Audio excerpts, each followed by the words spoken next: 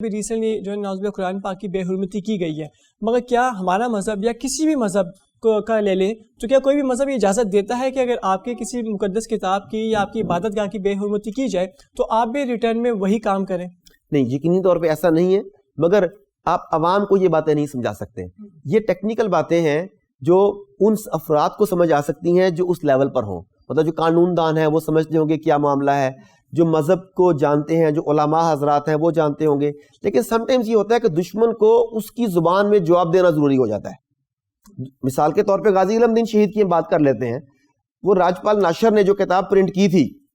اس کا تو نام لیتے ہوئے بھی شرم آتی ہے بہرحال، لیکن یہ چونکہ انفارمیشن عوام کو دینی ہے، رنگیلا رسول کے نام سے اس نے وہ کتاب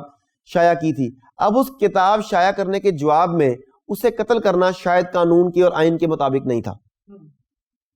قانون اور آئین کے مطابق نہیں تھا، مگر مسلمانوں کی تاریخ ایسے محبان رسول سے بھری ہوئی ہے جنہوں نے رسول پاک صلی اللہ علیہ وآلہ وسلم کی شان میں گستاخی کرنے والے کو کیفر کردار تک پہنچایا، اور اس نے وہ پہنچا دیا. اور جب اس نے کہا تو پھر اقبال سے منسوب فکرہ بھی ہے کہ تخانہ منڈا بازی لے گیا،